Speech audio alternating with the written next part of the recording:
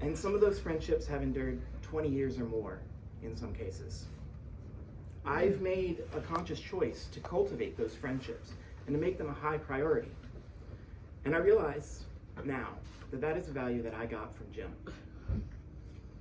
I too have a close bond with my animals, all of whom knew and loved Jim. And that's another value that he's imparted onto me. And I too go out of my way to help people close to me as a way of expressing my love. It's a value that I've intentionally chosen to cultivate, but it's only now that I realize that it's because of him that I've done so. Jim and his values have very directly affected how I've chosen to live my life, and I'm sure that the same is just as true for his other child, my sister Becca. Jim's highest value was the connection he had with others, and I think if he saw what a tangible impact that had on so many people, he would be truly overwhelmed. For Jim, expressing his love in his own way was just about the most important thing, and he would be so happy to see everyone here doing the same for him. It's hard to say goodbye to him now, but I take comfort in how he will continue to live on in my values and my memories, and I'm sure those of everyone else here today. We all know what kind of an impact Jim had on us, and how he chose to live in a way that very practically reflected his values. And I think that as long as his impact on us continues to affect the choices we make, his legacy will live on.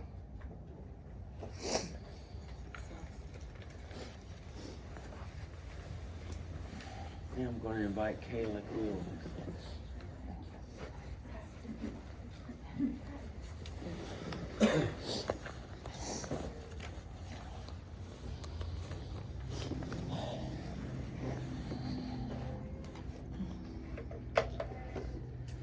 All right, I'm Kayla. I'm the kid that Jim never asked for, but he kind of got. I remember losing my father, thinking I would never have a normal life because of it, but God had other plans. I remember me and Jim just automatically clicked. We got along like father and daughter instantly, and that was before my father even died. I know Jim didn't plan on having another father, but like I said, God had other plans for him. Jim and Nani took me in, this is Nani, with open arms. Oh man. With open arms and a little convincing from Becca I was surely living with the family. Not once did Jim make me feel like I wasn't family, and that meant the world to me.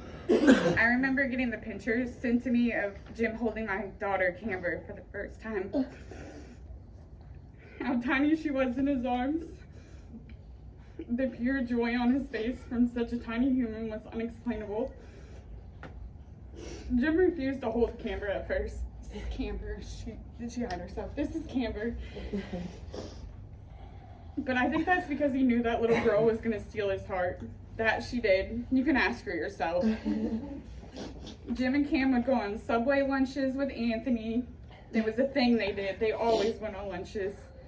They would play pretend. As a matter of fact, Jim would listen to every single word Camber said, every command. Jim, Becca, and I would sit in the kitchen for hours growing up, venting, crying, laughing, screaming, you name it.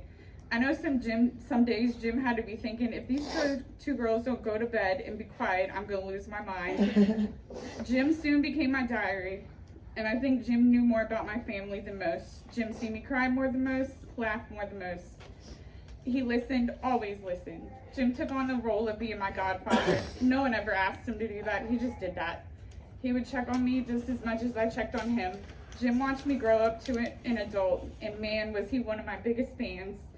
I'll never forget the memories, and I'll forever hold them close and wish for many more.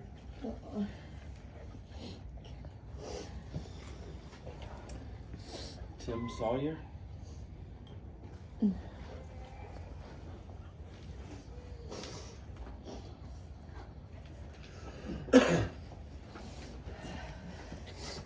Good afternoon. I had to ask Becca not to sing before I got up here, because if you've ever heard Becca sing, there won't be a dry eye in the house. We get few opportunities in life to meet somebody as impactful as Jim is. And a lot of times we take those opportunities for granted. 26 years ago, Jim moved in beside me and we became neighbors. And it wasn't long before I realized there there was a whole lot to Jim, more than his size. Jim had a heart that was unbelievable. I watched him take 2 children in that weren't his. I watched him love them.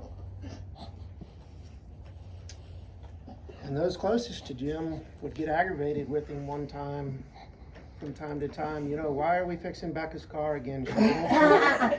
She won't put oil in it, Jim. Here we are again. And we'd sit out in the garage and fix that car. And he always made sure Becca and Johnny had something to drive. You know, one of my first memories of Jim was Scotty. Even before you know Al, he let Scotty live with him. Anybody that needed anything, any help, there was no stranger to Jim. No stranger. He would help anybody.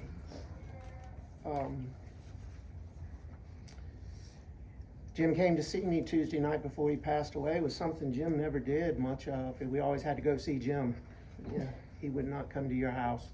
It's just not something he did much of. And as I thought about what to say here today, I wish I could have asked Jim if we'd have known we were going to be here today, what he'd want me to say. And I truly believe that Jim would say, help one another, teach each other, love each other, and do everything we can for each other. That's what Jim was about.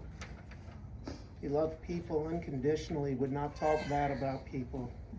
He didn't judge people. Everybody was a friend to Big Jim. I'm going to miss him.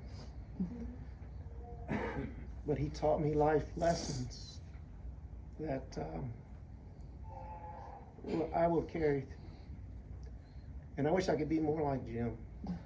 I wish I could love people more. Because that's what God wants from us. He wants us to love people.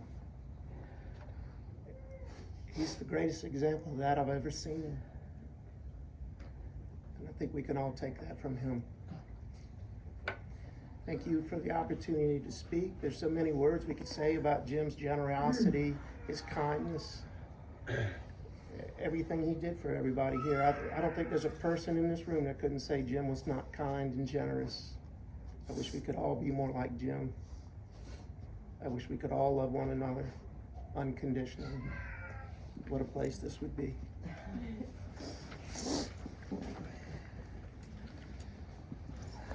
Jeffrey gave me his paper, Jeffrey Gibson, to read, and so I want to read. I'll share what Jeffrey has to say. He says, in 2018, I walked into a rallies expecting simple service, getting information on a part and picking a brain for some help. That brain was a man named Jim. Leaving there that day, not knowing the impact he would have on my life over the next 5 years. Very few days went by that we did not speak. He was the first person I called on my lunch break, and he would call me on his way home from work. Anytime I needed help,